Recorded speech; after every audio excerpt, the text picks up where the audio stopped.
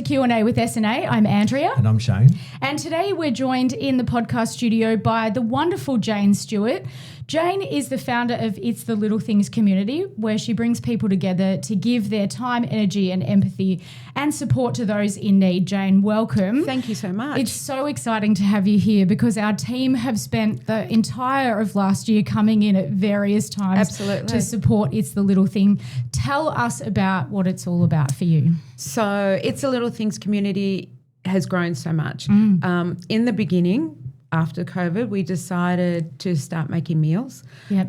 I had worked in aged care before that in volunteering and started bucket lists for elderly. Yeah. So anyone by themselves in aged care, we'd maybe take them out for a show that they hadn't seen for 50 years or out for dinner and we'd love that. And then COVID came, of course, and we couldn't do that anymore. So started working volunteering in an outreach and giving meals to a lot of the homeless men that have been put in queue into the hotels from the city. Yeah. And they were there getting hot meals and the appreciation on their faces and taking it away back for their microwaves, et cetera. So we did a lot of cooking. Yeah.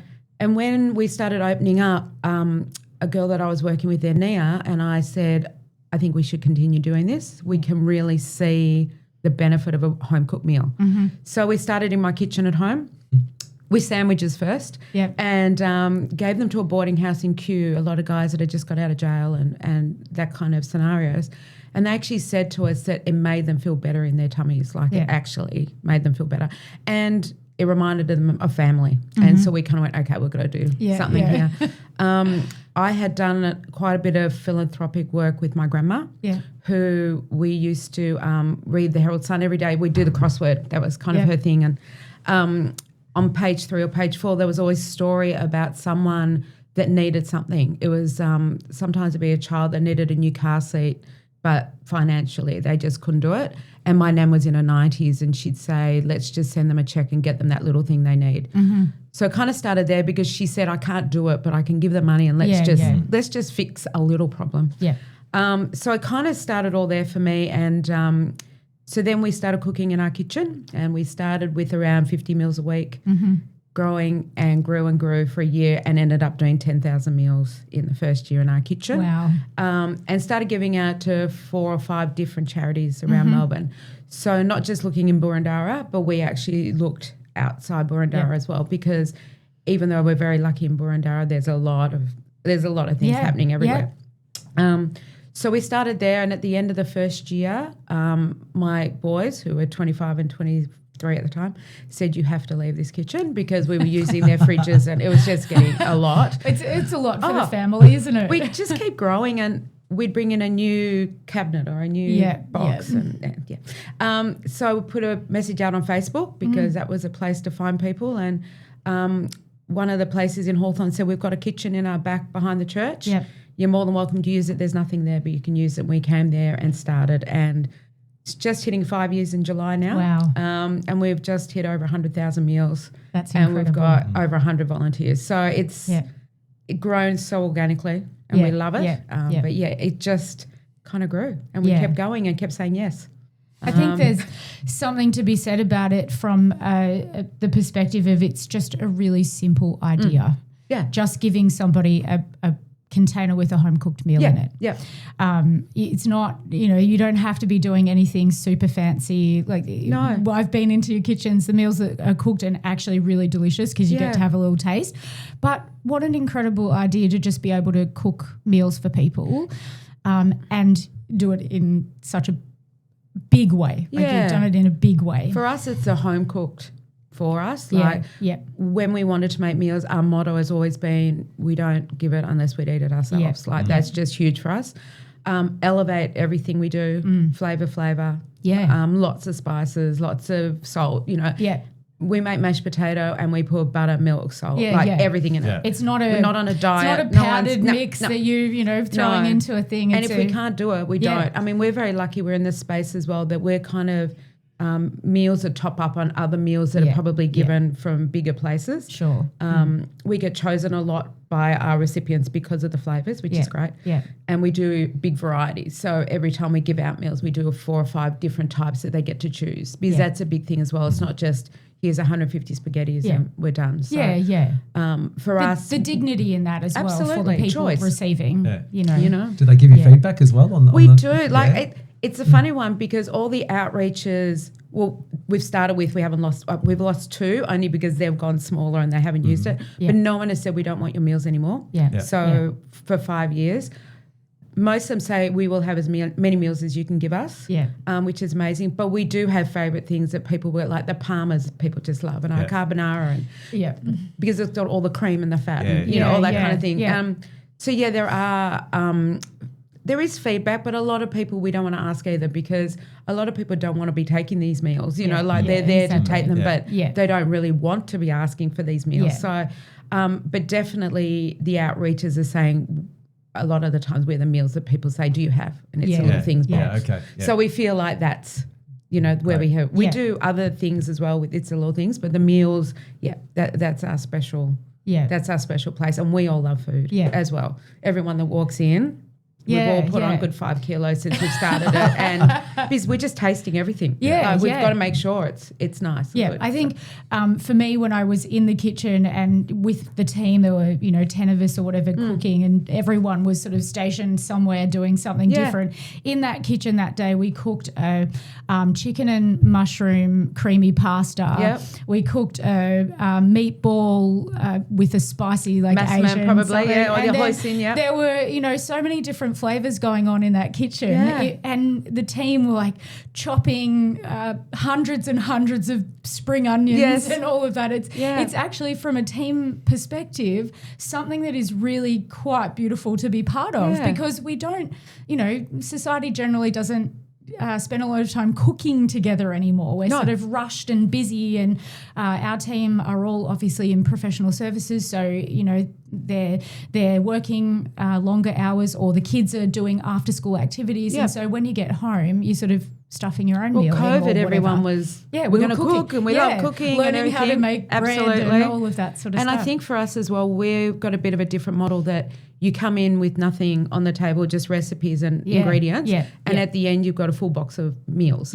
So it's not just chopping up a certain variety of things to put into meals. It's creating the whole recipe thing, and 3 different recipes usually. And now we've kind of gone into treats and desserts as well. So we made some treats when we were in as well. I think it was a blondie that we got to taste, and everyone in the end is like, oh, this is delicious. So. And everyone tries our food at the end as well. That's part of it. I think the treats for us as well, there are so many outreaches that never get desserts or treats. It's just something they can't afford to give out, which is so fair. But we have so many children and so many people that just love the treats. We've been lately donated lots of panettone that people didn't use at Christmas. Because so many people get boxes and it just sits there. So bread and butter pudding, panettone, everyone's getting at the moment. But it's like this box full. So it's 2 or 3 nights of dessert. And so for us, it's we love just coming up with ideas and creating things. And so you said you've got 100 volunteers now. Are they because you obviously then do the corporate volunteering. So 100 individuals in sort of the local area who come in. What sort of things are they doing on a regular? So we have Monday, Tuesdays is our full cooking morning just with our volunteers. So we have 8 to 10 volunteers come in every week. We have a sign-up app that they can go on and actually put when they're available. We try and make it really flexible. Majority of our volunteers, I'd say, are kind of 40s and up. A lot of ladies that have just finished with the school thing and the kids, and what do I do? But I want to go on travelling and I want to go on holiday. But I don't want to commit. So a lot of them will come in once a month, once a year, and we are so flexible with that because when we started this, that's what my husband and I want to do. We're full-time volunteers as well with It's a Little Things. So we wanted to be the same so we could go and do things as well. So Monday, Tuesday are our volunteers like that. Wednesday we have our corporate program and we have 2 or 3 volunteers come in that day as well to guide. We have had some some corporates come in that have never peeled a potato. So we do have people like 27-year-olds that have never peeled a potato, maybe living at home and But so we just have guides. Thursday's our school day. So we partnership with a lot of schools in the local area. Again, they come in and our volunteers partner there. We also have delivery volunteers, which are fantastic, dropping meals to the different charity outreaches. We have a few coordinators. So now we have one full-time employee and 1.5 other employees. But we also have people that are coming in just to volunteer doing grants and volunteer helping with schools, because I just can see how these things can grow and grow. And without that kind of help, it's just my husband and I did it in the beginning, and now it's just we just can't do it by ourselves. We also have another volunteering group called the Men's Mess. So on a Tuesday night once a month, we actually have a group of guys come in after work and they do exactly the same thing as during the day. They make 150 meals. We've got 27 guys on our roster and they come in and cook. We've also got a barbecue now, so they come and have dinner together. And started that because one of the wives actually said, my husband is about to retire and I don't know what he's going to do after this, because all his friends are at work, all their friends through me, through school. Of course, they've got some mates from high school, but they never kind of ring them. Like, that's not a lot. Males don't do a lot of that. Yeah, exactly. Gee, that sounds familiar. Yeah, it is. It's just, they get so entrenched with work and everything, and I totally get it. Yeah. So we started this men's group, and so they come in, have a barbecue now, bring beers and wine, and get together and do this. And it's been really nice now because we had a working bee, so now we're like, do you want to come for the working bee? And so we do a lot of volunteering events. Like we've got our big trivia night this weekend. We've got 205 people coming, and the majority are volunteer and friends. Yeah, that's incredible. So it's really become a little community feel. Like we try and make it as family as we can. Nia, who is my coordinator, everyone that comes in hugs, kisses, like everyone knows everyone's stories. How's this person? Just amazing with that. And I think a lot of people that come say to us, you make us feel welcome. And so I think we retain volunteers really well. Because I don't want to be a volunteer that come in and never get a thank you. And I've been in places like that people will give things and no thank yous and stuff. I'm just like, how could you? I don't get that. You know, I'm just that kind of non-empathy is just not us. So I think we've built a real little community of volunteers that just love being with us. And a lot of people that actually cook with us will be like, oh, do you cook in the night? We'd love to come in. And unfortunately we don't. But we make it simple and we make it easy for people to do.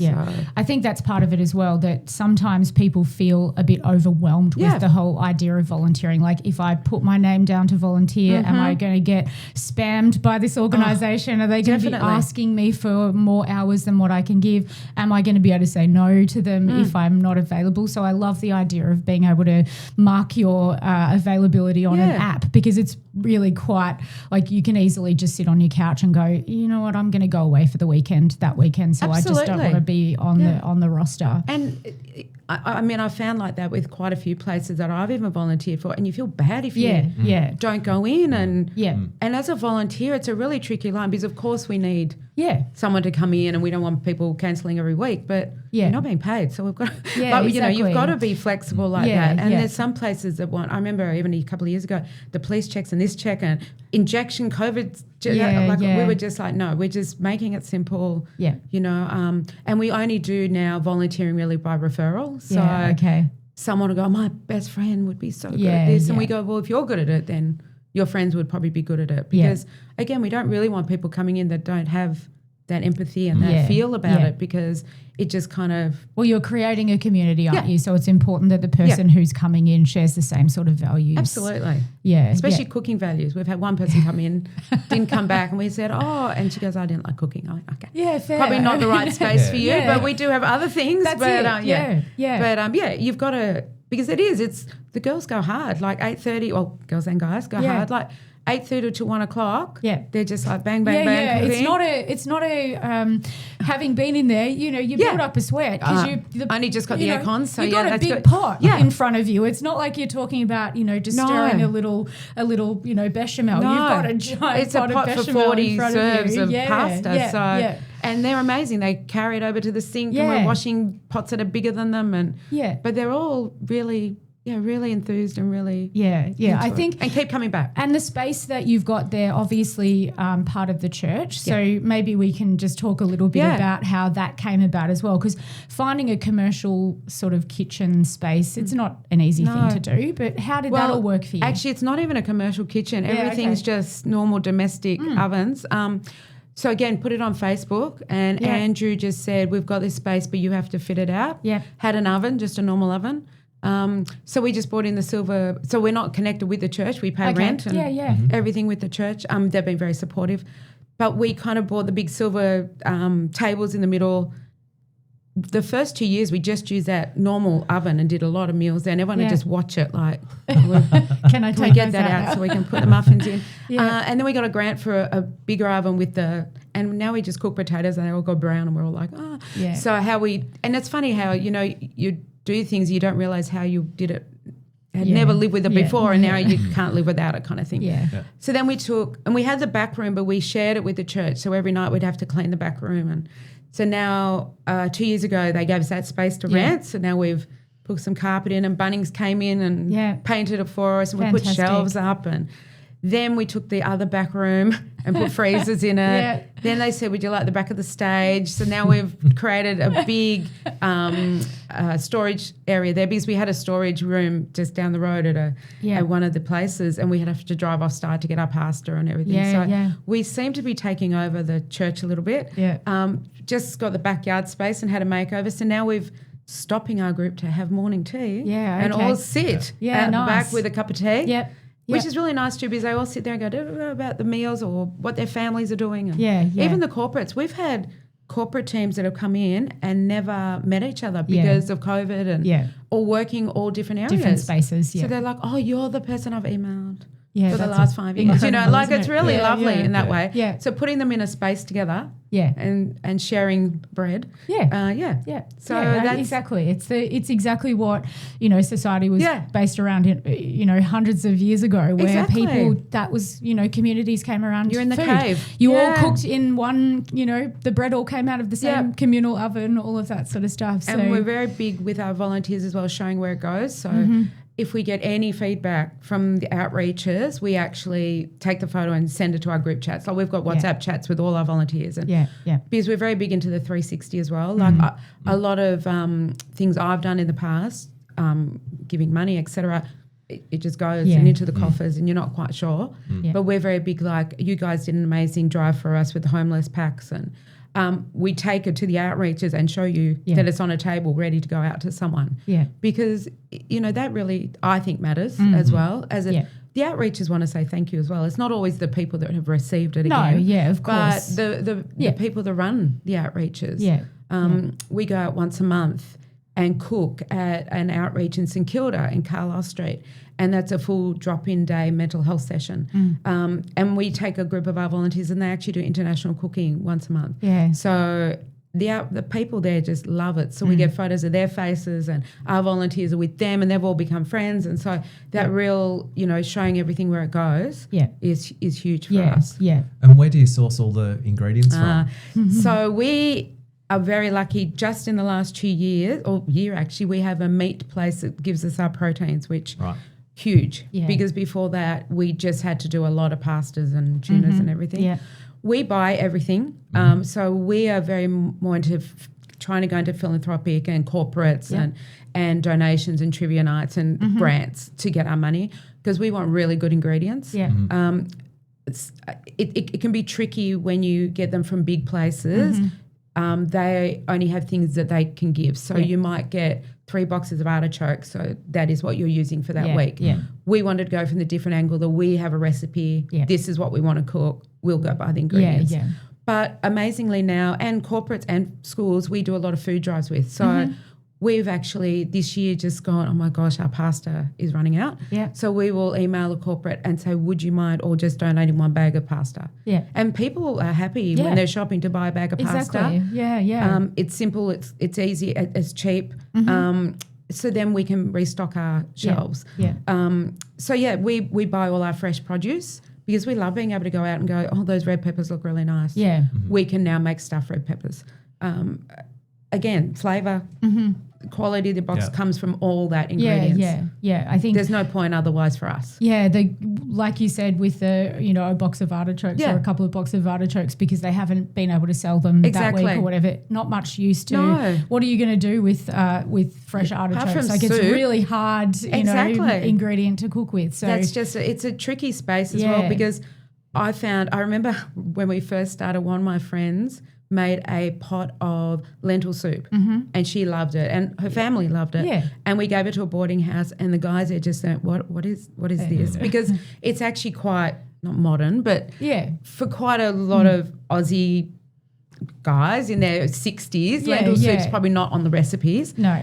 And so for us to make things that they don't really understand, it's no point in them getting it because they're not going to eat it anyway. So in the beginning it was all meatloaf and all those kind of traditional, but now we're kind of throwing in the curries every so often, and we haven't had any complaints, which is nice because I think they've got used to us going, oh, what's in this box? Let's just give it a try. It will taste good, but it might not be exactly my You've got genre. a reputation now of being, delicious food. So we're good to try. Yeah, and a lot of treats as well, which, that always helps. Oh, exactly. The when you go into the outreach places, obviously you touched a little bit on the mental health side of things, and a lot of people, homeless people have those sorts of elements to have to contend with as well. Have the volunteers, because again, I think sometimes it's a little confronting for a person who's a volunteer, not to say that the Burundara area, but, we are, like you said initially, in a well-off suburb, like it's one of the nice areas we're where definitely a nice bubble here. Has there been any instances where people have, given you feedback, Jane, that it's been a little hard for them or a little confronting for them as volunteers? Definitely. So the one good thing with most of the places we go to, they just give to the emergency relief volunteers and then they distribute out to their people. Yeah. But we've we've cooked at Ronald McDonald House. So we give meals to the 3 houses and we've taken volunteers there to cook in the kitchen. Yeah. So they've made these beautiful displays of all these pizzas and everything. But to then see the child walking around with the drip, like in the centre, everyone goes, oh, okay, now we get it. Yeah. Like we get what we're doing. And of course they feel, oh, that's incredible, like, oh my gosh. But they also feel like, oh, that's why we're doing it. And we get it. Other stories, like even at the outreaches, we had one gentleman who lives in Preston behind Northland Shopping Centre on the river. So he lives there.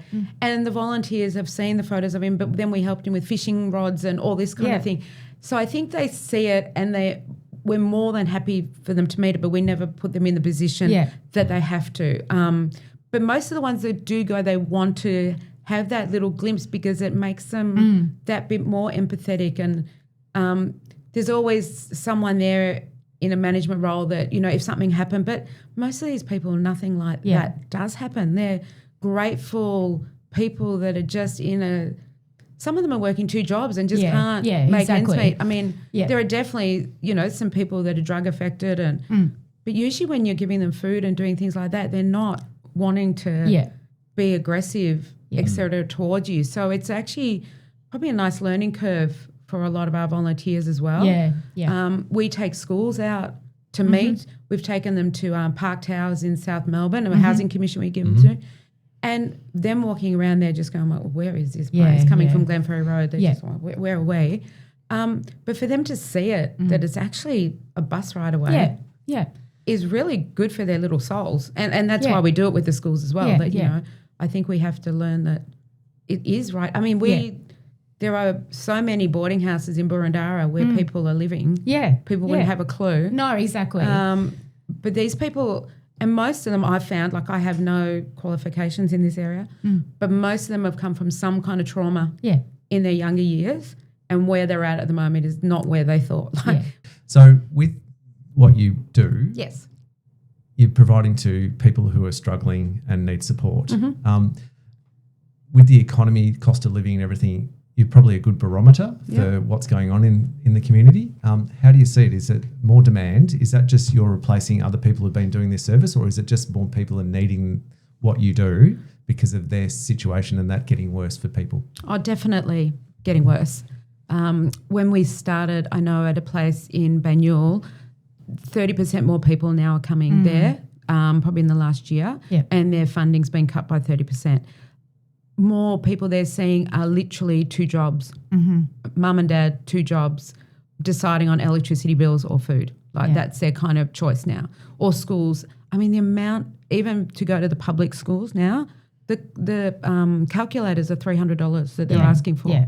It's quite incredible. Domestic violence, the same. The need is just, more families with more children that just need that. They're just having to make choices, I think, that people hadn't made before. Yeah. We are so fortunate. We make choices, where we're buying our meat and things like that. And even that now we're like, we're not, we're having to look at those kind of prices and things. I was going to say, because that affects you as well in terms of you sourcing the goods, the ingredients. I mean, again, we're very lucky with our meat, but we don't buy chicken as much because thighs are more expensive than breasts now. And, crazy. So we'll have a drive and ask for cans of tuna and do lots of mornay's and other things like that. Still great quality ingredients, but we really have to think about what we're doing. Because we do get the meat, we are very lucky that we can then pay more on the veggies and that kind of thing. Yeah. But it's a really scary space that I can see it, and I'm not even right with the people. Like I can see how much the outreachers are struggling for demand and how stressed the managers are there, because they want to do as much as they can, but I think sometimes we forget as well that food insecurity isn't even just about access to the food, because food is expensive. Like you just said, getting fresh ingredients is expensive, but food security is about having somewhere to prepare that food, having the electricity or gas on so that you can refrigerate the food and cook it for a family. If you're a parent that is working 2 jobs, you don't have the luxury of time to be preparing a slow cooked lamb dish or something, or even with a bolognese that is cheap ingredients. You just don't have time or the headspace to be doing. So, it's not just about the cost of living in terms of the food cost. I think the mental health as well. Like a lot of people can't even get their head around thinking about what to put together with things. Yeah. I know one of our emergency reliefs gives out a bag of emergency relief every week and has your pasta and your pasta sauce, and it's got, the basics everyone needs. And they were saying to give it to people, some people just look at it and go, well, what am I doing with that anyway? So we actually, with one of the schools, created a little cookbook to say, if you use this ingredient with this, you can make that, because mental health for some people means we can't. I haven't got the headspace to be thinking about what to feed my children as well. Yeah. So having the ready-made meals, and a lot of people don't even have the microwaves to do it. So I know we actually help down the peninsula as well, and I know down there some of the 7-Elevens will still let people heat up meals. Their food, So at least we know that's happening. But I'm actually not sure where it's all going to go. Yeah. Like I'm actually not sure how it's going to get better.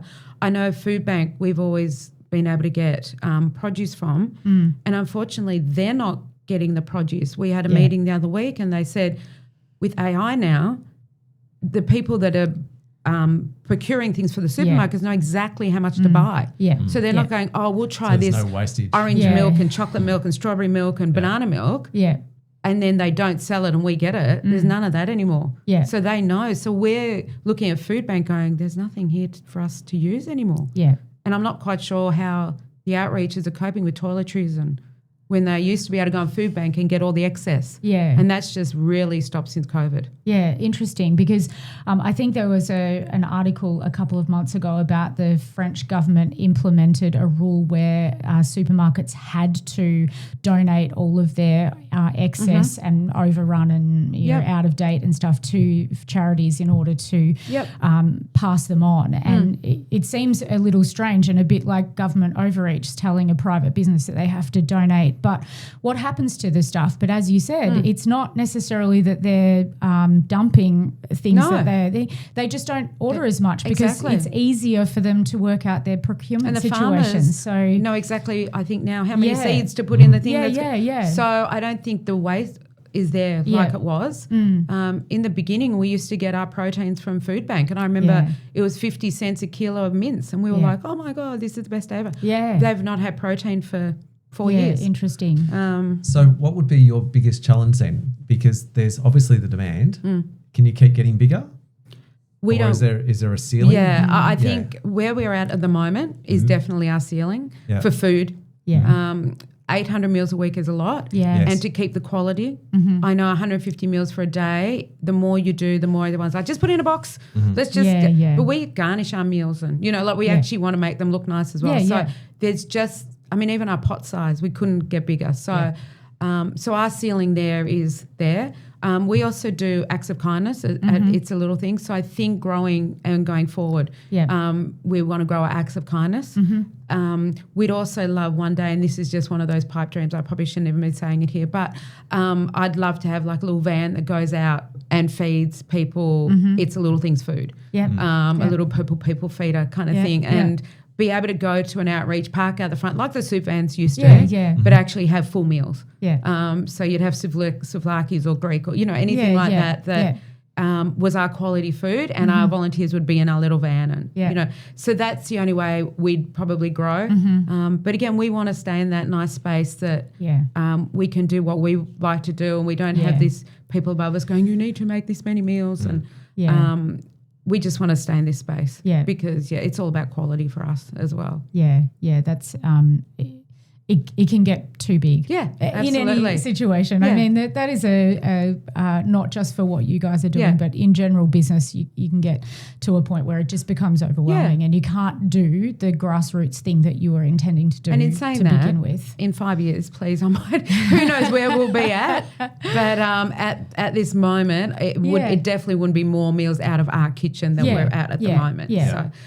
But who knows, I never thought we'd be here. Like, in my wildest dreams, I didn't think I'd be on a podcast today talking about this. So, it's really, it's amazing. And when we started, we just had this kind of thing of just say yes, and we're going to just need a bigger boat and just keep going. And we seem to keep doing that, and boats keep coming along, and we're like, okay. So, and people are getting on board and realising we're legit and going, yep, no, we trust these people to do the right thing.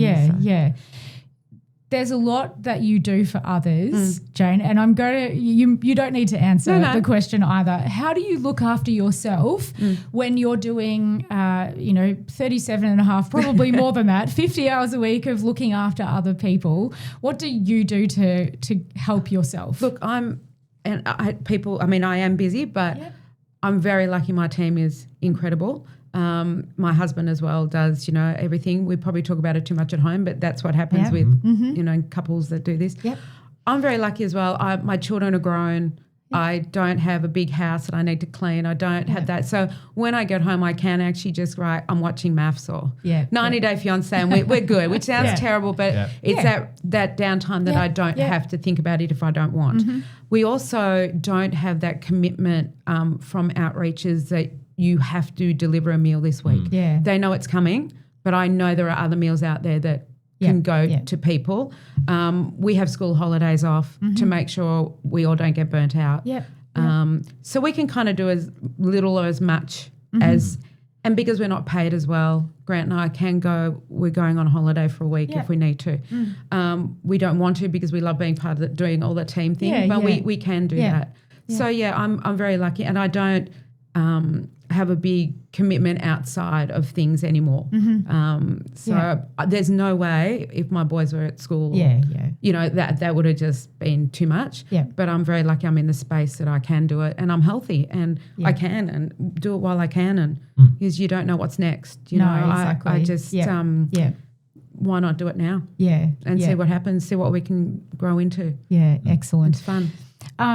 We will share all of the details as we always do with regard to this. The people listening to the podcast will see all of the entry group photos of the team who have been, and I know we had a team come out yesterday, so we've already started for the year, which is super fun. The team always comes back into the office with a huge smile on their faces, number one, because you feed them treats, but number two, because they love being part of it. This was one of the, we asked the team to give us feedback about the corporate volunteering and about what they wanted to participate in, and It's the Little Things community was the one, was the top one, so the team wanted to be part of it. I've got to say though, from you as well, like you were one of the first to actually reach out on Facebook and say we can put a basket of things together, and you drove in your car and gave it to us. And we find that we connect with a corporate and we get if they've got empathy and that social awareness stuff, and a lot of people say, but don't do, because it can be time and everything, but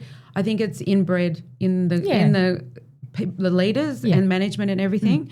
And so you guys have been amazing as well, and even down to, I was just saying to Chelsea who works with you that people Andrea even comment on our Instagram and everything, and I'm like, oh my God, a company has said something on our Instagram, which is really lovely. Because quite a few don't have the time and mental capacity to do it, and we just love that you guys do. So and for me, even being here today is so grateful for it. No, we're very pleased to be involved, and we love the fact we were looking for something that was local for our team because it makes it easy for them. Like you said earlier, you want to make it simple for people to be able to do something, and it is really simple to be involved with. It's the little things, even if it's, as you said, putting together a trolley load of pasta. Yeah, exactly. That is a super easy thing for people to do. Most of our team are at the supermarket, weekly, so buying a bag of pasta is really easy. So we'll share that with the team. But how do people get involved with It's the Little Things community, Jane? What are the things? So you said you've got a trivia night, which is fully subscribed. That's going. But what else can they do if it's not, if they can't do a regular volunteering stint or anything like that? Well, we've got other events. Like we've got a high tea coming up with Rossbourne School. Probably the best thing is to have a look at our Instagram and Facebook. I'm pretty onto lots of social things. Any type of non-perishable donations. We also love, like, if you have a herb garden, bring in your fresh herbs. If Nonna has too many zucchinis, bring in the zucchinis. We love that kind of community as well. A lot of people grow these things, and everyone's getting 3 tomatoes in the family, and we're like, we've got enough tomatoes. So bring us the tomatoes. If it's not us cooking with it, we have outreaches to give fresh produce every week. If you have a school connection that the school might be interested in doing some things with us, or another corporate someone knows, or we do in-house corporate things as well. So it's not just coming to the kitchen. We do snack packing, which is little treat bags that we give to the kids to take for lunches. And that's a really easy 1 hour thing you can do in-house. So there's quite a few ways. And because it's Grant and I and Nia and the girls running it, someone can say, have you thought of this? Well, let's have a go. We don't have to ask 15 people to try it. We can just try it. We can do toasties in-house and give them to Ronald McDonald House. So, there's lots of ways we can also meld around your hours and or just a lovely donation. Everything's tax deductible. We're a charity, and excellent. We can show you where the money goes, and or you can actually say, we're really involved with, or we'd like to be involved with domestic violence. We can put it to that. We can get someone a dishwasher that they need, or amazing. We had a family that needed 13 pairs of runners for their kids. That could be what your company does. So we've got lots of ways that we can work things. So again, making it simple for people to be involved. There's no hoops to jump through or anything like that. So if anybody's listening today and they'd like to get in touch, just find Jane and It's the Little Things community on their social media, or come to us, because we can give you the contact details to be in touch, and highly recommend the stuff that goes on there. Hopefully we can get ourselves to a trivia day. We're pretty good at trivia. The team Andrea group are pretty good at trivia. So it is a little bit. It's kind of has turned into a thing because everyone brings everything, BYO, alcohol and food and everything. So now we have this, like, everyone's got table settings out, and we've all got green cups, and then we've got Elvis coming. It's it's turned into a bit of a night. A thing, and we love it. That's exciting. We love it. We're so excited to look at the video. It'll be up Sunday, I'm sure. I was going to say there'll be some social media going on. Thank you so much for coming in, Jane. Thank you It's been a real pleasure to have you. So thanks. Thanks for listening to Q&A with SNA, and subscribe wherever you get your podcasts to hear more from all the wonderful people in our community like Jane. We'll share all of your details on all of our socials, as we always do. Thank you so much. Thank you. Thank you. Thanks.